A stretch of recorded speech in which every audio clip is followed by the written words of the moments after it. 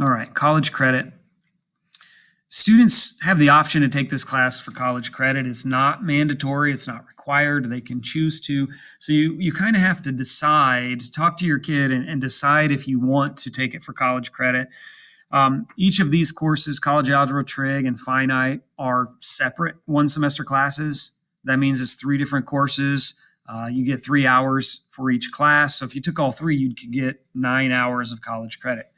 One of the drawbacks is it costs $75 per class, unless you're free and reduced lunch, and then that fee gets waived. But some people won't want to pay that $75 for the college credit. Maybe it's not worth it to you. Maybe your kid's not going to college.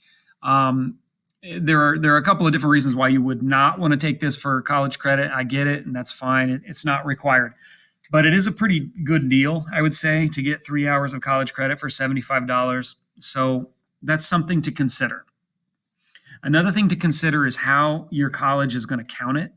And that's where this core transfer library comes in. So I'm going to show you exactly how to see what the college will count for. Just go to Google and Google search core transfer library.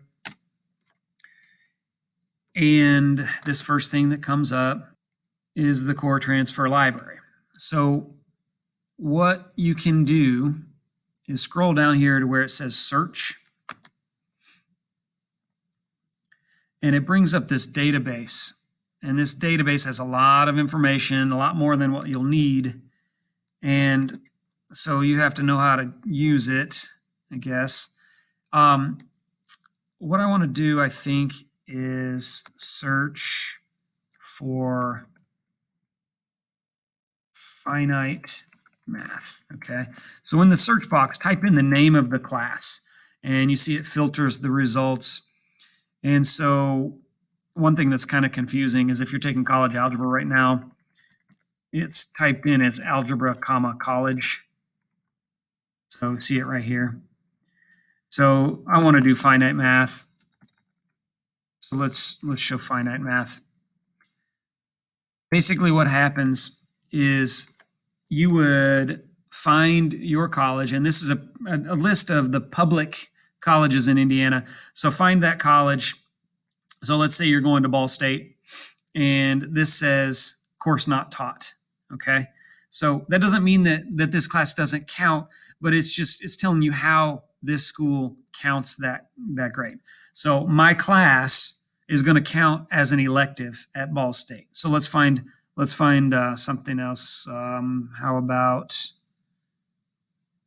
where's IU Bloomington? I don't see IU Bloomington. Where is it? It's in a weird order. There we go. IU Bloomington. Okay, that's a good one because I know they teach finite. Finite math at Bloomington is M118, and it's really hard at Bloomington. So what happens is my finite class, you get an A in my finite class, it transfers as an A to Bloomington in M118. That's going to be a good deal. So anybody who goes to IU, I recommend to take this class for college credit. It's going to be easier. But if it says course not taught, it's going to count as a general elective. And so you won't get the grade. It will just transfer as credit is how it works. Okay. So if you see this number here, it's going to count as a math class. It's going to give you the grade. It's going to count towards your GPA.